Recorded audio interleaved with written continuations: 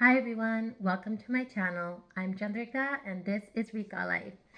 So today we are going to be working on a WIP together. I will be working on my WIP and you can certainly pull out a project of your own and we are just going to have a little yarn chat. So prepare your beverage of choice. I have a tea with me and I'm going to pull out a WIP. So I am pulling out one of my car projects. And let me just grab my hook.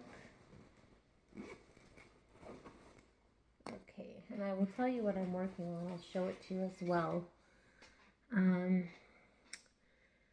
So I am doing a baby blanket with a block stitch pattern. This is what it's looking like so far. And I am halfway. So I just started my second skein, my second ball. And I am using Big Twist Twinkle yarn, and this is the color yellow. It has this sparkle and shine on it. Hopefully the camera can pick up some of that. Yeah, it's a really beautiful color. So I realize it's taking away from the color of my face, but that's okay. So this is a pattern. I'm sure it's all over YouTube, but the one that I first saw was a block stitch by Crystal over at Bag O' Day Crochet. And she doesn't even call it that. It's just one of her like easy baby blankets that she calls it. So I have linked it before in the past. I'll try and see if I can find the link for it again, and I'll put it in the description below this video. But what I'm working on is just a very simple pattern. It is chain spaces, single crochets, and double crochets, and that's about it.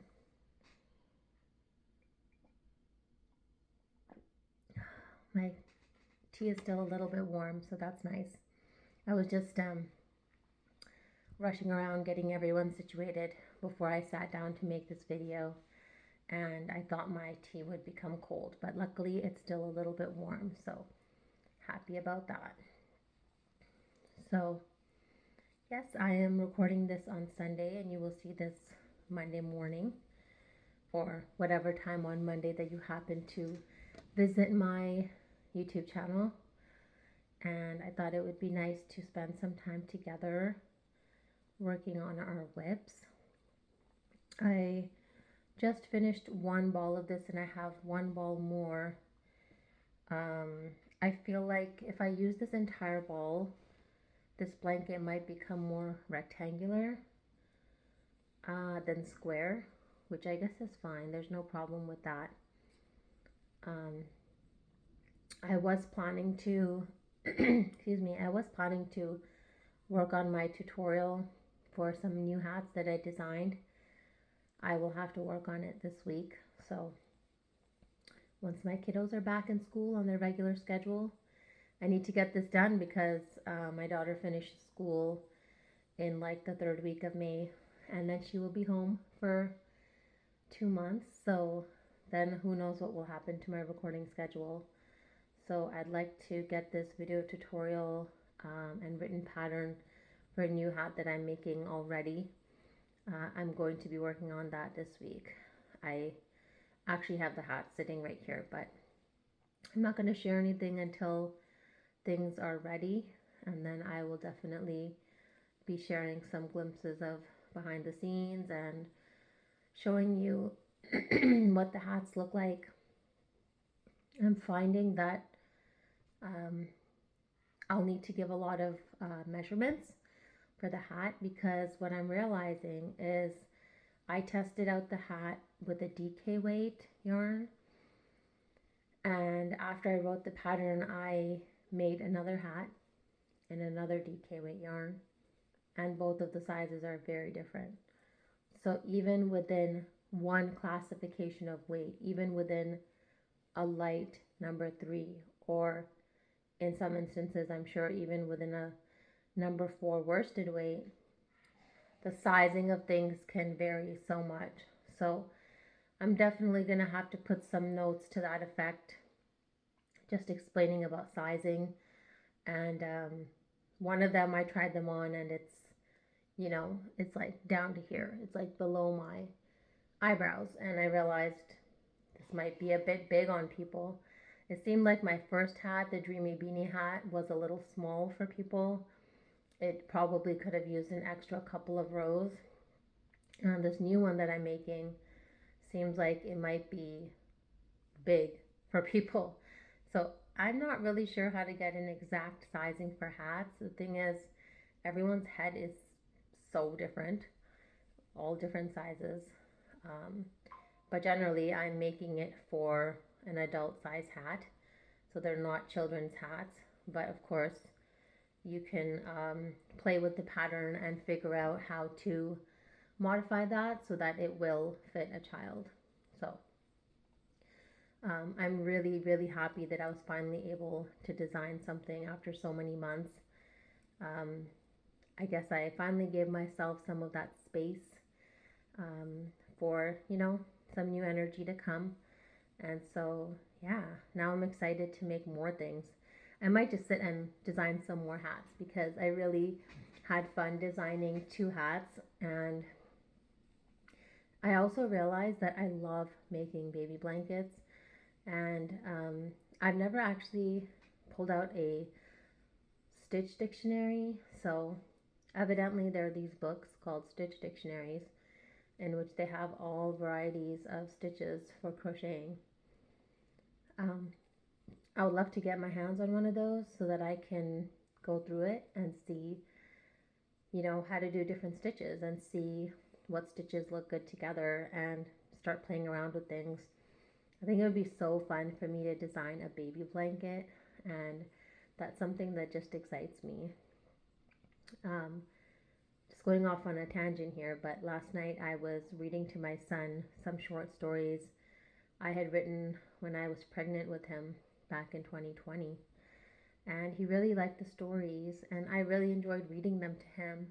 It was just felt like a blast from the past. It was, I'm also a writer. I write short stories, I've written children's stories.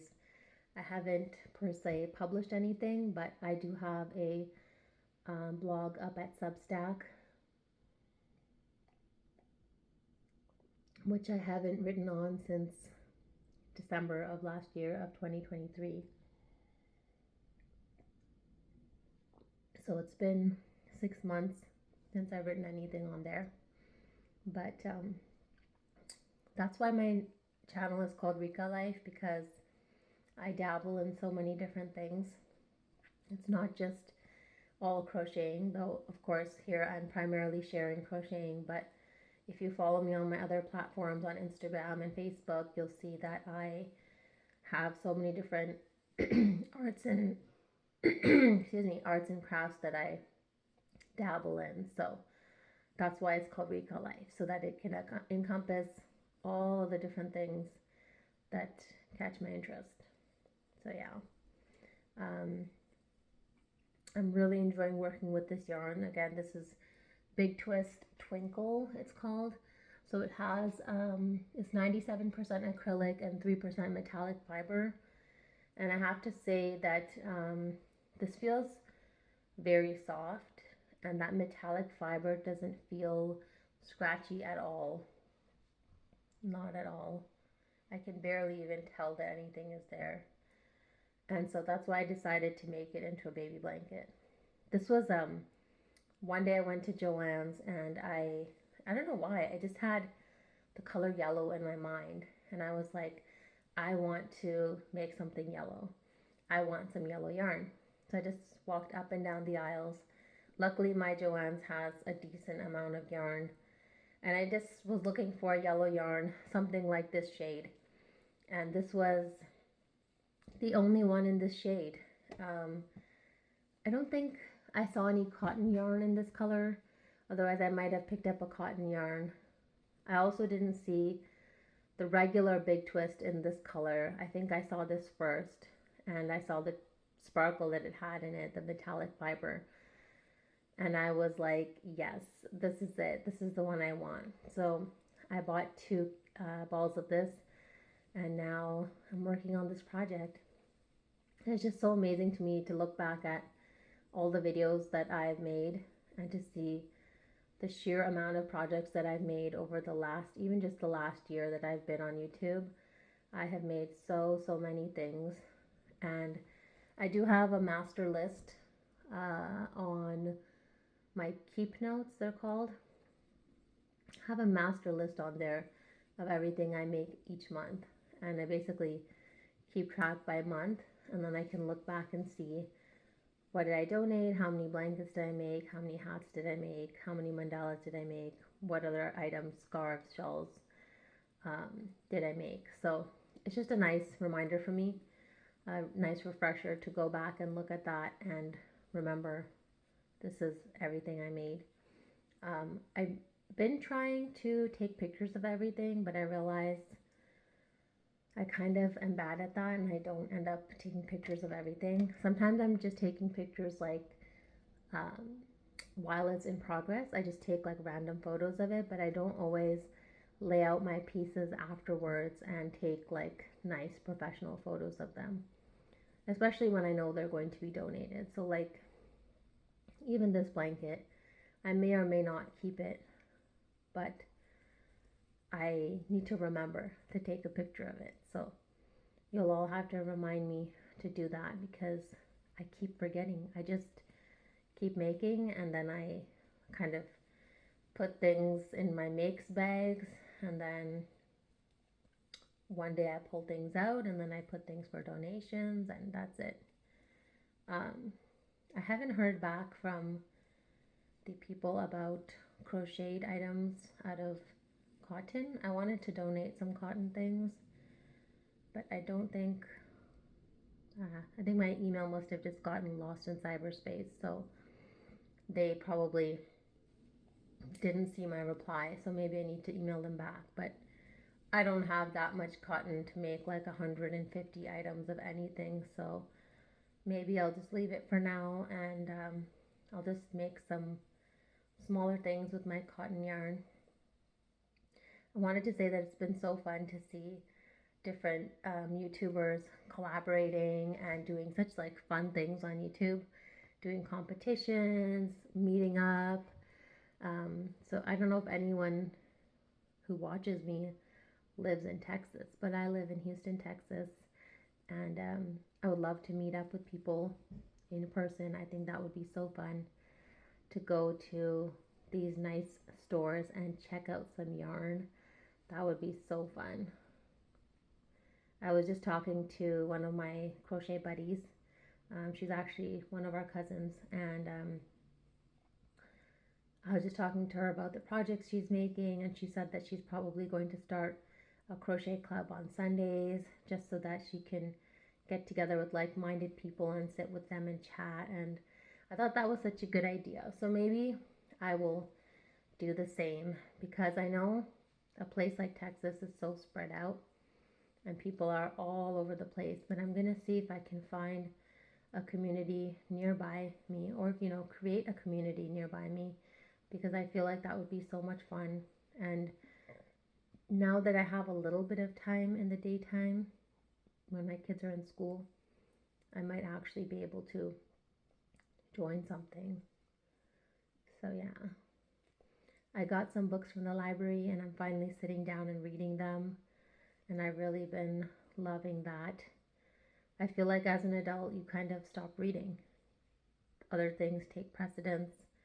Even things like crocheting take precedence, where I'm like, I want to crochet, but then when I sat down and I started reading, I realized how much I missed it. And it's just magical, it's just like crocheting, where you start a project, you finish a project, and then it goes out into the world, and you spent so much time on this. And the same with books, with reading. I feel like it's like time travel, and the author is able to write something and publish it, and then one day you pick it up and you start reading, and you can just connect to that author on such a deep level sometimes. And it's just an incredible feeling. So I don't know if many of you are readers, but if you are, I would love to know, what have you been reading? What kind of genres do you enjoy? I mostly read, you know, self help and positive psychology type books. I always find myself drawn to nonfiction. Um, I think when I was younger, I loved fiction, and I save a lot of fiction books on my Kindle, but I don't know. I just love nonfiction right now. So yes, um, I'm loving this project. It's coming out so nice, and I'm loving seeing this when the ball is getting smaller and smaller. I love seeing this. So what else? What is happening? I need to get cracking on my projects. I have been working on a custom order, and that custom order has been very slow going. And I only say that because I am using a berry stitch, and I need to make them correctly. And so as I'm working them, I keep flipping it over to make sure that I'm making them correctly. And so I feel like I've kind of been able to sit down and get in the zone, but I'm still literally like, I've only gotten this far in height and I need to get up to 36 inches. So that blanket is slow going, but aside from making the tutorial that I want to make this week, that blanket is my priority. That is going to a friend who is having a baby the first week of June. So I have an actual deadline, and I would like to get it to her before that so that she has it. As you know, babies come whenever, they don't come on their timeline, on their deadline. So, what are we at? We're at the first week of May already, almost finished. So, I think I'd give myself another 7 to 10 days and try and finish off that blanket. Um, that blanket pattern is called I think it's called the Berry Blossom Blanket, and it's by Daisy Farm Crafts. And if you haven't heard of Daisy Farm Crafts, they have some lovely, lovely patterns. They have quite a few baby blanket patterns, and I do believe I've made their designs at least once or twice before. Really, really beautiful patterns. Very like delicate and beautiful looking baby blankets. So my crochet buddy I was just talking to, she needs to make some baby blankets for gifts. So I gave her that link. I sent her the link to Daisy Farm Crafts, and I said, check this out. They make really nice baby blankets. And it was so funny sending her that link, because in my head I was thinking, what if I start designing baby blankets? And what if, I put up a baby blanket on Ravelry? That's exhilarating to me. That's so exciting. So after I finish these hat patterns, who knows, maybe I will start playing around with the baby blanket pattern. And on that note, if you have any favorite stitches that you like to use for baby blankets, let me know so that I can consider those when I am sitting and designing something. My tea is almost finished. Should have drank it slower. But anyhow, so yeah, baby blankets. I'm not sure if everyone else loves making baby blankets as much as me, but I'll definitely put out a poll question in the community tab just to find out, because now I'm curious to know, do people love making baby blankets as much as I do? Or is it just something I'm obsessed with? Something about them, I feel like it's less of a commitment than making an entire throw or blanket, like a large size, like a, single bed or a queen size bed throw. Making a baby blanket is a smaller commitment, and because of that, you can make it much faster. So I guess it's a time thing for me as well. I feel like I'm being more productive and I can get these smaller projects done rather than committing to like a behemoth king size throw or something like that. I think the biggest size throw or blanket I've ever made was, well, so there's two. One of them was Sophie's Universe. I made the entire thing in Karen Simply Soft, which is a 4-weight yarn that covered a queen size bed. That was one of the largest ones I made. And the other large one I made is my Carousel Cal by Sue Pinner, Pinner. You can look that up. That was, I don't know, I'm trying to think how big was that. I guess it was probably also around a queen size bed, maybe between a queen and a king size bed, but it wasn't a rectangle or square that I could measure because it was a different pattern. So it had hexagons and things on it, and hexagons or octagons? No, I think they were hexagons. Maybe they were pentagons. I can't remember how many sides they had now. But it was like at the end of it, it was kind of like this big pattern. I think I have shared it before, but anyways, I digress. That was one of the biggest pieces I've ever made as well, and I really enjoyed working on it. But it was a project. It was a big commitment, and yeah, now I guess I need to like switch gears and think about the summer that's coming up and what I want to make and what will I, reasonably be able to make, because I'm not sure of my kids' schedules. So now we're in May, and it'll be June, July, and August. Middle of August is when my kids will be back in school properly for a school year. So life just keeps changing, doesn't it? You get used to one thing and you settle in and find your groove, and then again it's like, hey, school's almost done. And for me that's like a big thing, because now gotta be in mom mode. Probably, I mean, we haven't seen anything yet, but I don't think my daughter will be at any summer camps. She will likely be with me. So some of the fun things we've been doing, we have actually started playing checkers, and eventually we will learn how to play chess. But for now, we started with checkers, and it's really fun. So she also likes playing cards, so we were playing Go Fish and we were playing Rummy, but I feel like playing a game like checkers will just help her to work on her strategy and critical thinking skills. We also had another fun word game called Bananagrams. I don't know if you've heard of that, but that's a really nice word game. It's kind of like a Scrabble type game mixed with, I don't know, it's like similar to Scrabble, but you get to make up your own board basically.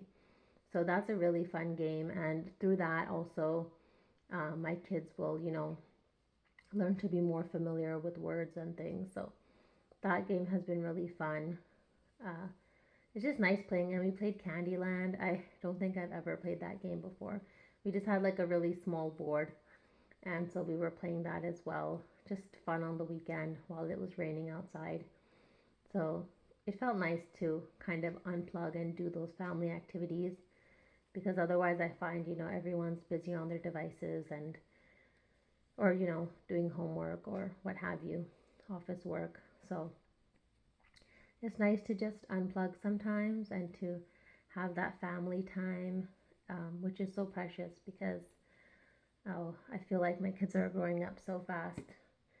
I myself am hitting a milestone birthday this year. I am going to be turning 40 in July. So, yeah, for me, that's 4 decades. Wow. It's just feels like a turning point, It feels like, get your act together. No, I'm joking. But no, it just kind of feels like one of those things where you stop and reevaluate your life and you start thinking, Am I doing everything I want to be doing? Is there anything I'm doing that I don't want to be doing? And, adjust and move forward. So, yeah, I think it would be nice to have some reflection time for that. I know people often do their yearly reflections near New Year's where they're thinking about goals and resolutions and, uh, you know, what they want to do moving forward. But I feel like a birthday is a really good opportunity to do that as well, especially one like this that'll be 40 years. So I'm happy. I'm very blessed to live this beautiful life and to have this wonderful art and to have this community of people to share my love of art with. It's just really fun. And, it's going to be an amazing year. I hope for lots more tutorials, lots more designing things. I love designing things. It makes me feel so creative, and in the moment. So I'm definitely going to be working on more things and bringing that content to all of you. And yeah, I would love to hear what you would like to see more of on my channel, because I always want to bring you some nice, wonderful content that you can enjoy. So I'm guilty of doing the same as probably all of you do. What I do is when I go on YouTube and there's new videos from the YouTubers that I want to watch, I just save them all in this list. I think it's called like Watch Later, and I just save them all in there. And then when I'm sitting down to crochet, I pull out that list and I play it and I start watching and listening. So crocheting is like my guilty pleasure. And I get to, when I'm sitting down to crochet, that's the only time I listen to the other crochet podcasters. That's when I love to hear them sharing what they're doing, what they're working on, what they've made, what's happening in their craft shows, what's happening on their Ravelry and Etsy, and the donations they're making. So I really like savor those videos. I don't just watch them idly. I watch them when I'm sitting and crocheting. So it's like a treat for myself, I feel. It's a really nice treat for me that, hey, it's my time. It's like, this is my time. This is my self-care time. And that's when I pull out those videos, and that's when I watch those videos and I sit and I crochet at the same time. It's a really special time for me. So that's kind of how I do it. And yeah, it's been working really nicely for me. So I'd love to hear, when do you watch YouTube? What are you usually doing when you're watching my videos? I'm always curious about that, because usually when I'm making my videos, for the Monday videos, I'm sitting and crocheting with you. But the other videos, I've kept my WIPs or my finished objects and I'm sharing those. And then, I go about the rest of my day.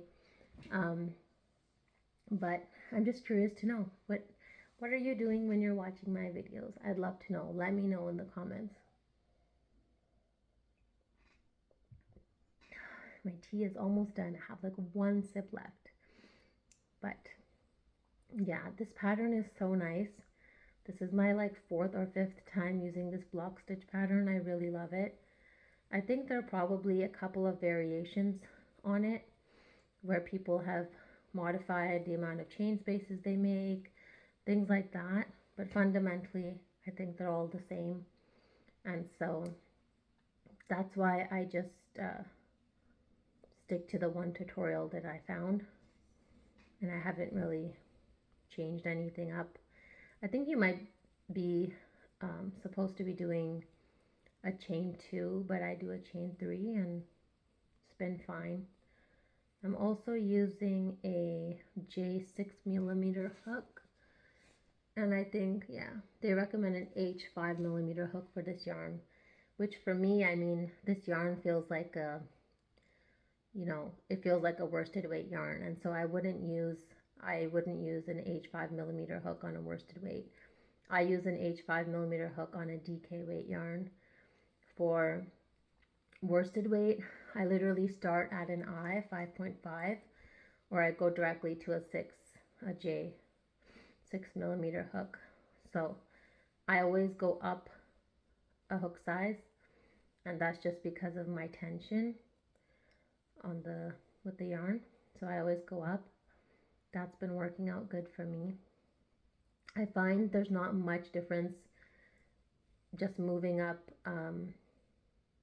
half a hook size or one hook size, but there is if you move up, 2 or 3 hook sizes. So it's just a matter of trial and error, and it's a matter of personal preference, I think. So try it out and see what works for you. As I mentioned before, like yarns are so different. So even within a medium 4 weight, you'll find ones that are very thin. You'll find ones that are very bulky that are almost like a 5 weight. So I would just see that particular yarn and then decide what hook size I'm using. And honestly, sometimes the hook size that's written on the label is just merely a suggestion, and I don't really pay that much attention to it. I just look at the yarn, I start my project. If it feels too tight, I go up another hook size. And this has been perfect. This J 6 millimeter hook has been absolutely perfect with this yarn, especially for me. It's just working up so beautifully. It's perfect. So I wouldn't go down a hook size for myself, at least for my tension. So I am loving these hooks. These are my Susan Bates, the ergonomic hooks with the black rubber casing on it. I love these. I bought more the other week, and now I have plenty, and I need plenty because what I started doing is every time I start a project and I put it in a WIP bag, I put the hook with it so that I don't forget what hook I'm using. Even though I try and keep track of all of that and write it all down, I'll just leave the hook with it, and that's made my life so much easier just because I don't need to go back and check. These are for the projects that are more mindless, like projects with block stitches or corner to corners, these types of projects. So for these projects, I just keep the hooks in the bag, and then I don't have to worry, because sometimes I second guess myself. Sometimes I would have written down like a G or H hook, and I'm like, are you sure you used a G or H hook? and then I go and grab a hook, and then I'm like putting it in and trying out a couple stitches, and I'm like, I think I wrote down the wrong thing. So I've second guessed my writing. So now I just try to keep the hook with the project. I'm actually curious to know if any of you have those rolling carts. I always keep coming back to that because I feel like that might be useful in this room, just to kind of keep things together.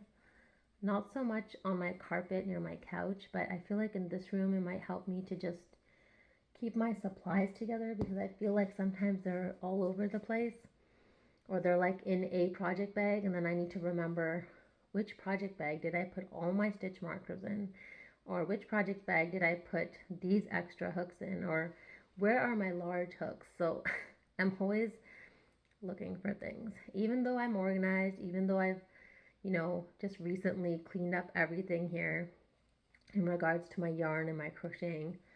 I still find things, and I still look for things. So maybe I will get myself a rolling cart. I'm actually thinking of, I remembered that Mother's Day is coming up, so I might ask for a rolling cart and a gift card to Joann's or Michael's. That would be really fun, I think. I would enjoy that. That would make me happy. Also, I think today is the 5th. And when you watch this, it will be the 6th. And I think Hirschner's is having free shipping again over orders of $35. And I use the Hirschner's Sweet Swirls yarn for those new hats that I'm making. And I love that yarn. So I'm thinking of buying almost every color they have because it's so nice. And I'm thinking of using that free shipping. They actually have free shipping quite often. I have to say maybe once every month to 2 months they find an occasion and they offer free shipping. And for me, saving $15 to $18 on shipping and being able to get, those items in my house within like a week is great because they also have really good sales. They have things on clearance. They have certain brands that just like go on major sales sometimes. Like they've had burnout blanket yarn for like 2 for $8 sometimes, and you're like, wait, what's happening? And like they're the full balls of yarn, and they have them on sale. So I right now have enough blanket yarn, so I'm not buying any blanket yarn. But just to give you an example of the kinds of things that they have on sale. So if you have not shopped at Hirschner's yet, definitely check them out. I really like their service and I really like the quality of their products. The last order I made, I ordered some of their baby sparkle yarn, and the idea is similar to this yarn that I'm using, okay? But the thing is, they don't use a metallic fiber. So what they use is like a yarn.